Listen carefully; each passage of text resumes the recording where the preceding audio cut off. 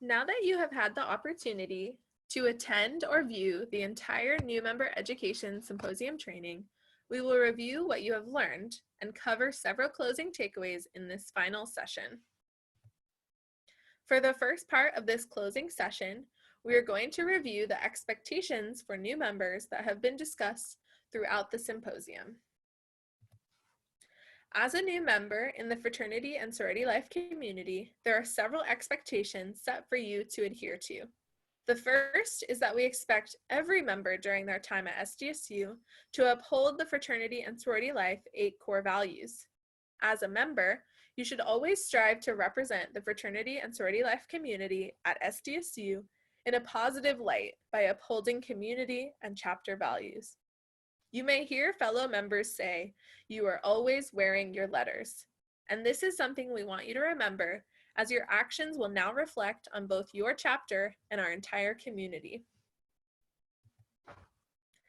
As a member of a fraternity or sorority on campus, you are also considered a member of a recognized student organization. As a member and a future leader in your chapter, we expect you to follow the guidelines from the California State University System and San Diego State University as outlined in the Student Organization Handbook. The handbook is found on the Student Life and Leadership website and should be used as a resource guide that provides information, policies, and expectations that you and your chapter must adhere to. In caring for members of our community, there are a couple policies that we would like to highlight regarding the Student Organization Handbook, as they involve an increased level of risk. As you learned in the alcohol and other drugs presentation, these substances can change our physical and mental states, and therefore can impact your safety and well-being. Recognized student organizations, including fraternity and sorority chapters, are expected to uphold the policies and procedures for hosting events with alcohol.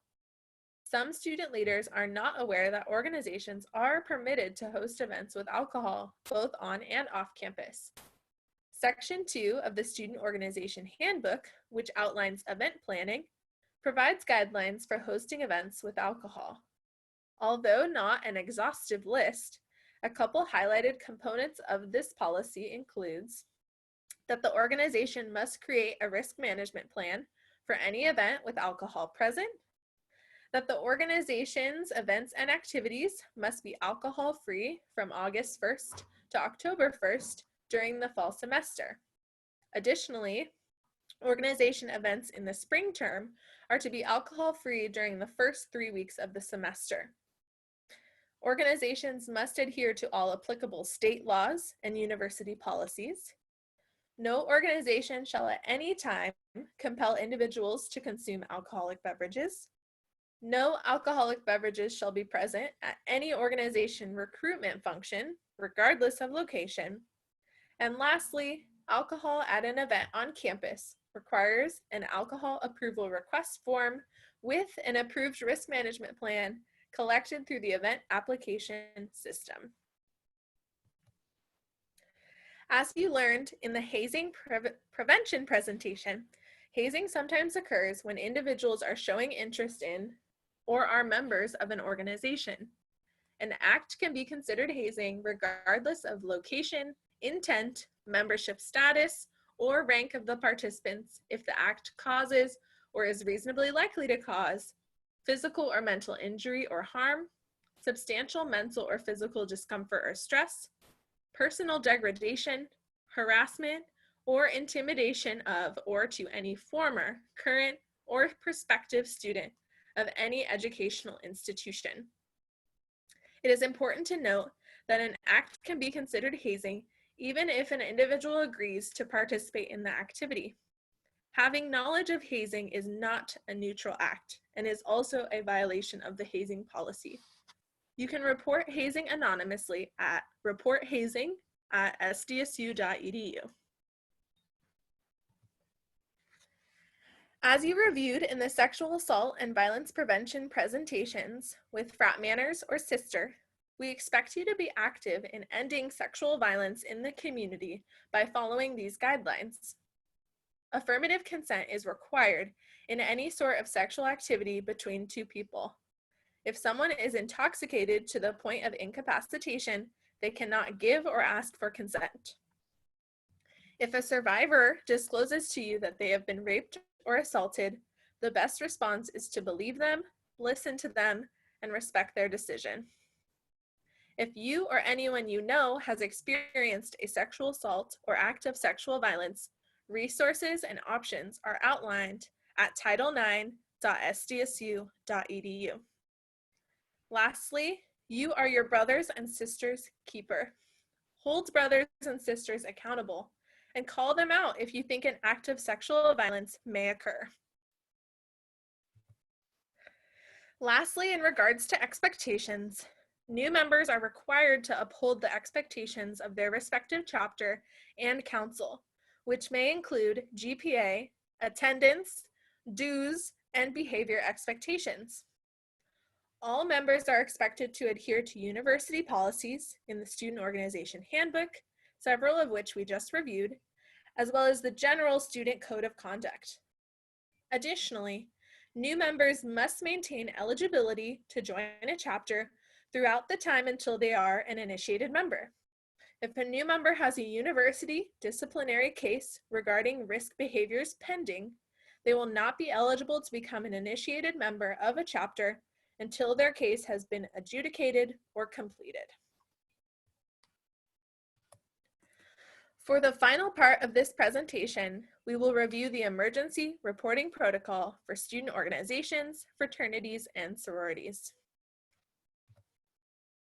In order to support the safety of chapters and individuals, we have an emergency reporting protocol that we expect you to use in any instance when you, your brother, your sister, or any student is in need of additional support.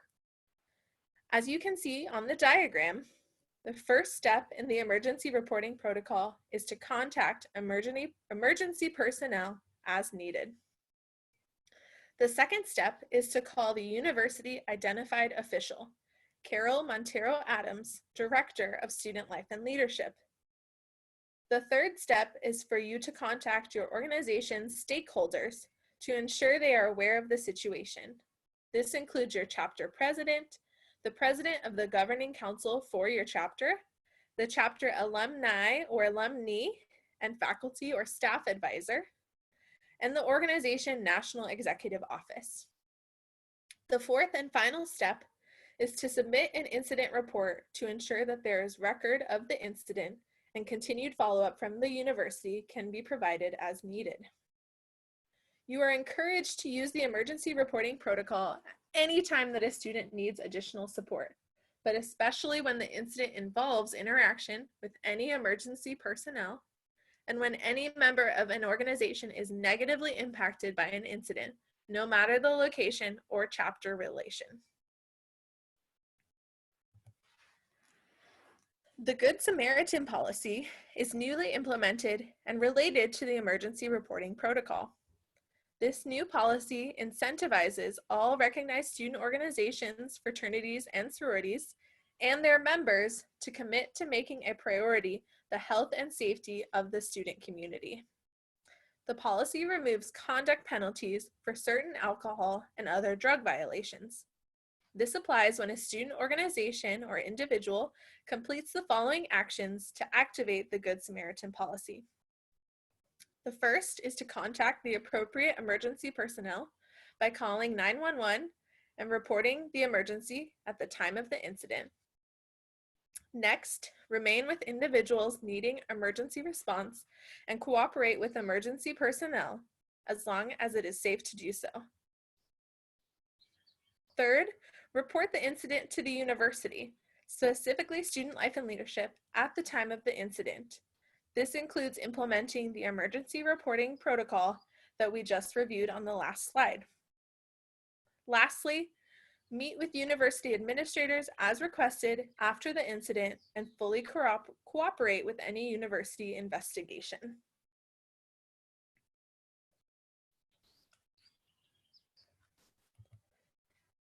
While each of you belong to a chapter and have acquired new brothers, sisters, or siblings in your organization, We ask you to also uphold the health and safety of all members of our STSU community. Please utilize the resources covered today throughout your entire STSU experience and beyond. There are many campus resources available to you in navigating any challenges, including all of the departments and offices listed on this slide.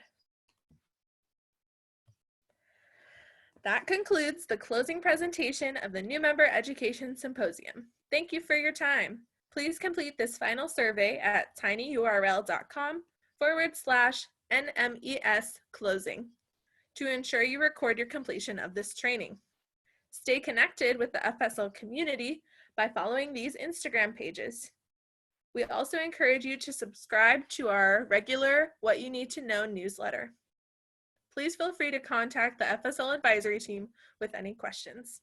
Thank you.